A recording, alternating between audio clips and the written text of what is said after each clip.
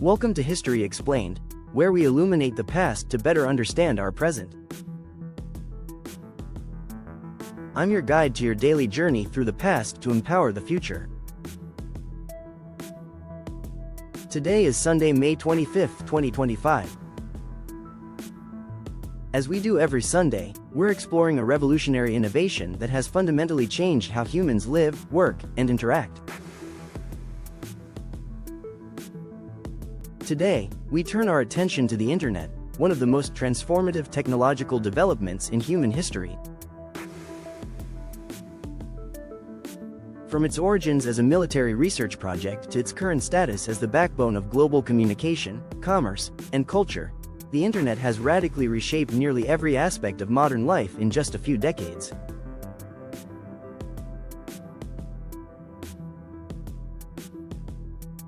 What makes the Internet particularly fascinating is how it evolved through a unique combination of government initiative, academic research, private enterprise, and grassroots collaboration.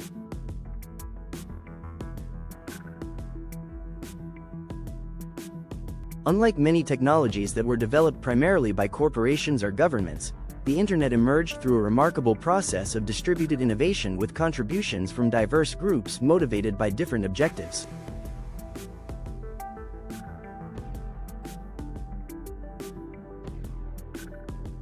So let's explore the development of this world-changing technology, examining its conceptual origins, the creation of its fundamental protocols, its transformation from a specialized research tool to a mass medium, and its profound impact on human society.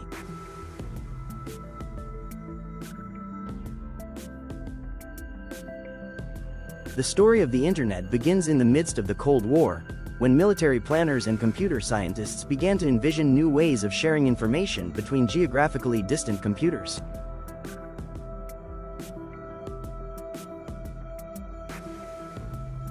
In the late 1950s and early 1960s, the threat of nuclear war loomed large, and the US military was concerned about maintaining command and control systems that could survive a Soviet attack. This strategic concern would help spark research that eventually led to the Internet's creation. One of the key conceptual foundations was laid in 1962 when J.C.R. Licklider of MIT wrote a series of memos describing a galactic network concept, envisioning a globally interconnected set of computers through which everyone could access data and programs from any site.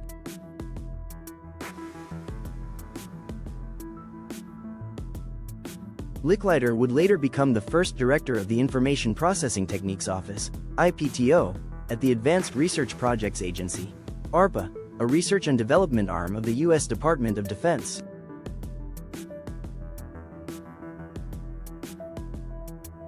Another crucial early thinker was Paul Barron of the RAND Corporation, who in the early 1960s developed the concept of distributed communications and packet switching. Traditional telephone networks relied on circuit switching, establishing a dedicated connection for the duration of a call. Barron proposed breaking messages into message blocks, later called packets, and sending them through a network with multiple possible paths. This approach would make the network more resilient against attack, as information could route around damaged sections.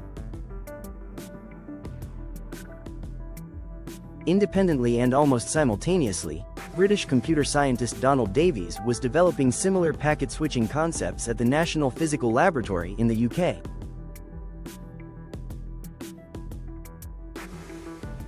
Davies coined the term packet and focused more on the commercial applications of such a network, emphasizing how packet switching could efficiently share computer resources. These theoretical foundations set the stage for practical implementation. In 1965, ARPA sponsored a study on cooperative network of time-sharing computers, and by 1967, a plan for what would become ARPANET was presented. ARPA awarded the contract to build this network to Bolt Beranek and Newman, BBN, a company that would create the first interface message processors, or IMPs, the precursors to modern routers.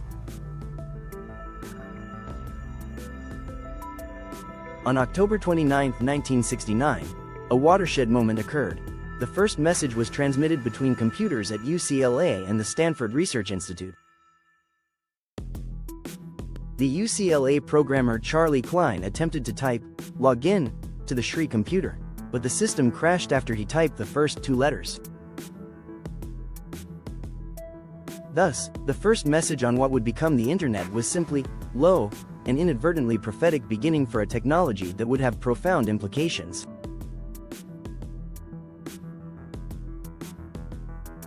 By the end of 1969, 4 sites were connected to the fledgling ARPANET: UCLA, Sri, the University of California, Santa Barbara, and the University of Utah.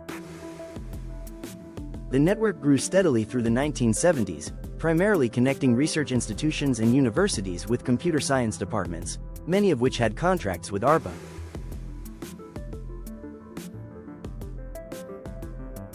While ARPANET provided the hardware infrastructure, the software protocols that would allow different computer networks to communicate were still evolving.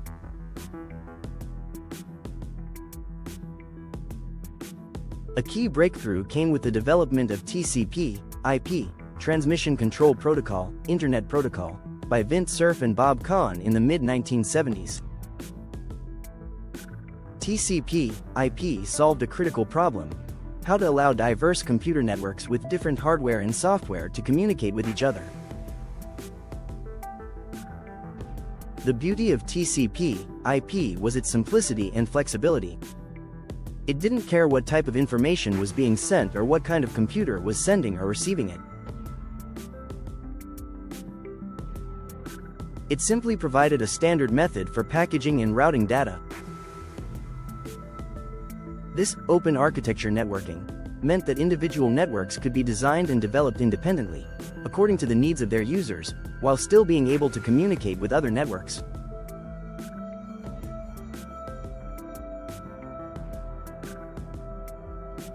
By January 1, 1983, ARPANET officially switched to using TCP/IP, a date that is sometimes considered the true birth of the Internet as we know it today. The adoption of TCP/IP enabled the connection of different networks into a network of networks, the literal meaning of the term Internet. Around this time, other networks were developing in parallel with ARPANET. CSNet, Computer Science Network, connected computer science departments that didn't have ARPA contracts. BitNet linked academic mainframe computers with different protocols. And across the Atlantic, European countries were developing their own academic and research networks. The 1980s saw significant growth in Internet infrastructure, but access remained largely limited to academic, government, and research institutions. Several factors would have to change for the Internet to become the mass medium we know today. First, networking technologies needed to become more affordable and accessible. Second, user-friendly applications had to be developed. And third, institutional and legal frameworks had to evolve to accommodate commercial use. A crucial development in this direction was the creation of NSFNET in 1985. The National Science Foundation, recognizing the value of networked computing for research and education, established a backbone network connecting 5 supercomputing centers and enabling regional academic networks to connect to this backbone.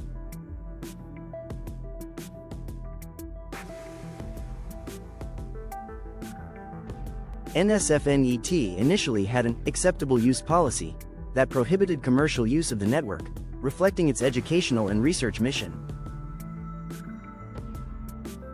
Meanwhile, private commercial networks like CompuServe, AOL, and Prodigy were developing, offering email, forums, chat, and other online services to subscribers. These services initially existed as separate, walled gardens, not fully integrated with the broader Internet. The most significant catalyst for the Internet's transformation from a specialized tool to a mass medium was the development of the World Wide Web. In 1989, Tim Berners-Lee, a computer scientist at CERN, the European Organization for Nuclear Research, proposed a hypertext system to help researchers share information.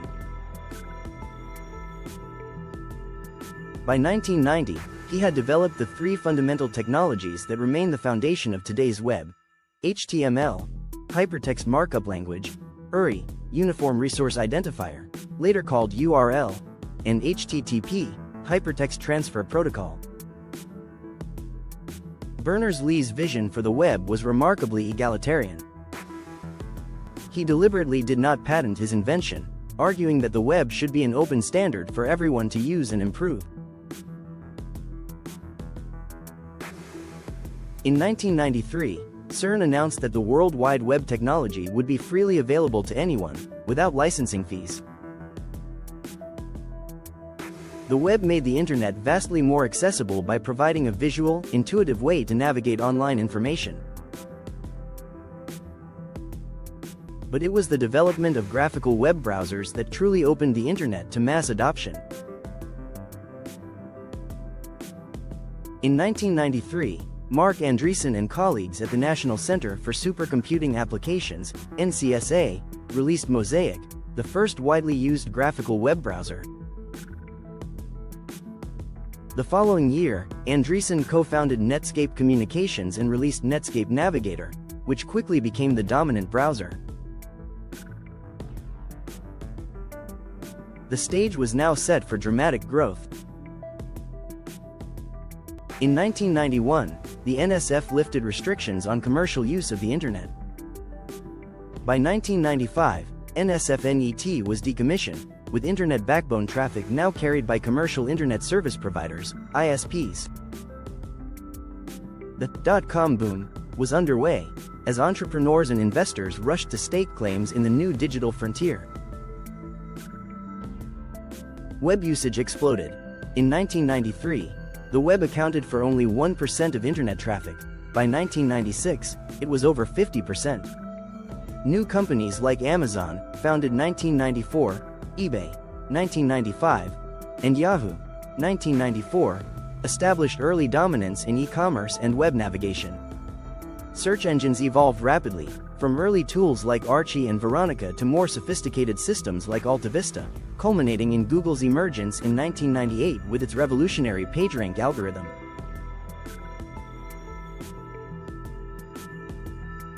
The late 1990s and early 2000s saw both the dramatic rise and subsequent crash of Internet-based businesses in what became known as the .com bubble. Despite this market correction, the fundamental transformation of business, communication, and information access continued unabated. The Internet had become embedded in economic and social life, particularly in developed countries. The next major phase in the Internet's evolution is often called Web 2.0, a term popularized around 2004. This concept described a shift from static web pages to interactive, user-generated content and social media. Platforms like Facebook, founded 2004, YouTube, 2005, and Twitter, 2006, enabled users to create, share, and interact with content and each other in unprecedented ways.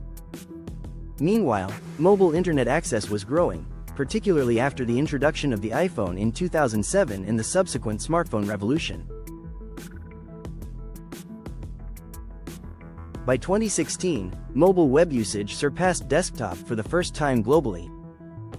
This shift brought the internet into people's pockets, making it a constant presence in daily life. The 2010s saw the rise of cloud computing, with companies like Amazon Web Services, Microsoft Azure, and Google Cloud providing scalable computing resources over the internet. This development changed how businesses managed their IT infrastructure and enabled new kinds of applications and services. Artificial intelligence and machine learning began to play increasingly important roles in internet services and applications. Recommendation systems on platforms like Netflix and Amazon, voice assistants like Siri and Alexa, and personalized advertising all relied on AI algorithms processing vast amounts of data collected through internet services.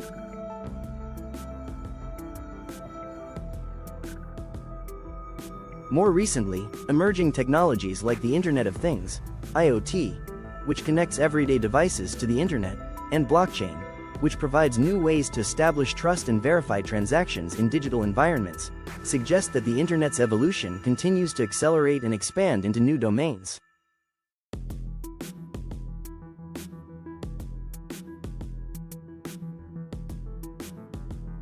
Today, the internet has become so integrated into modern life that it's challenging to quantify its impact.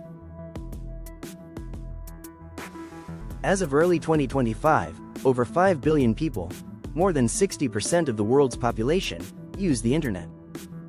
In many developed countries, that figure exceeds 90%. The global digital economy represents a significant and growing portion of world GDP, with e-commerce sales alone surpassing $5 trillion annually.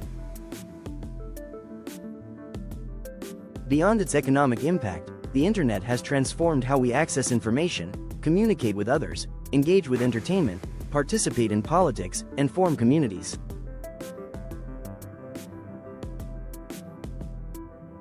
It has disrupted traditional media, retail, and service industries while creating entirely new ones. It has enabled unprecedented surveillance capabilities for both governments and corporations while also providing tools for greater transparency and accountability.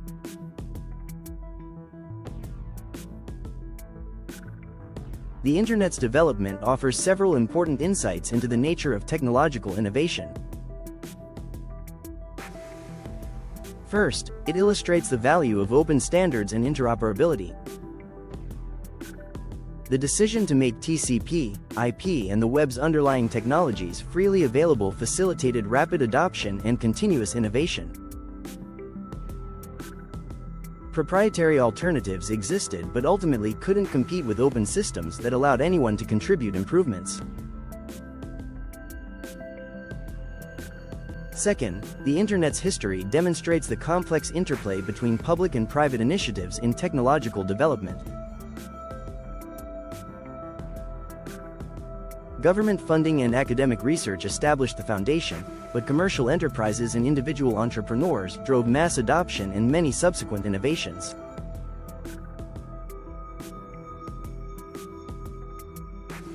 This mixed ecosystem challenges simplistic narratives about whether innovation is best led by governments or markets. Third, the Internet exemplifies how technologies can evolve in unexpected directions. What began as a military-funded research network became a transformative commercial and social platform. Many of its most significant applications, from the web to social media, were not anticipated by its original architects. This reminds us that technological development often follows unpredictable paths, shaped by how users adapt and repurpose tools for their own needs. The Internet's future remains both promising and concerning. On one hand, continued innovation offers the potential for new services, greater efficiency, improved education and healthcare, and solutions to pressing global problems. On the other hand, challenges around privacy, security, misinformation, digital divides, and the concentration of power in major technology companies raise serious questions about how to ensure the Internet serves humanity's best interests.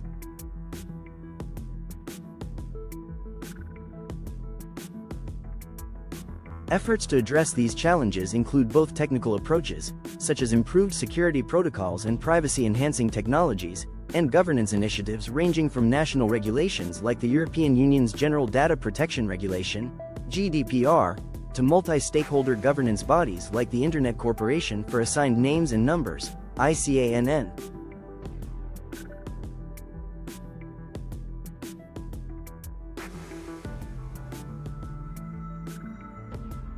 The Internet's governance reflects its origins in architecture.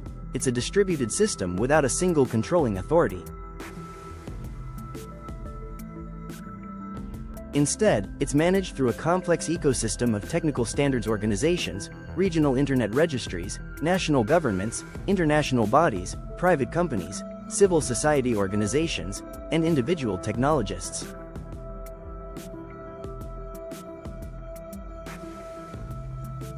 This distributed governance model has both strengths and weaknesses, enabling flexibility and innovation while sometimes struggling to address global challenges. As we look to the future, several trends suggest how the internet might continue to evolve. Increasing adoption in developing countries will bring the next billion users online, potentially shifting the internet's cultural and linguistic center of gravity.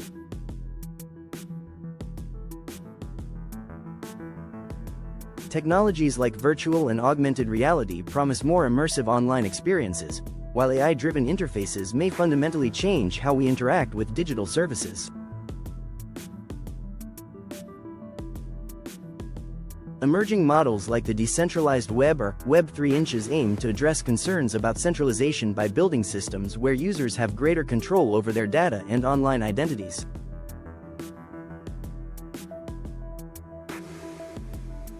Meanwhile, debates about digital sovereignty reflect tensions between the internet's global nature and nations' desires to assert control within their borders.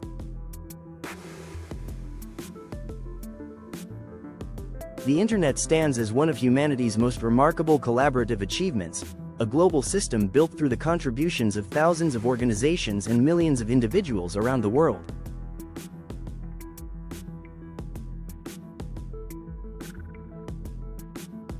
Its development reminds us of how transformative human creativity and cooperation can be, while its challenges highlight the need for thoughtful approaches to managing powerful technologies.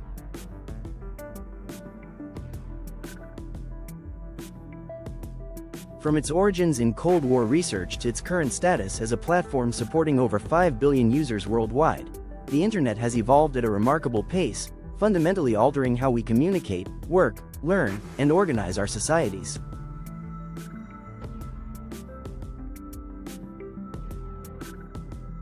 As we navigate its continued evolution, the decisions we make about its design, governance, and use will shape not just the future of this technology but the future of human society itself.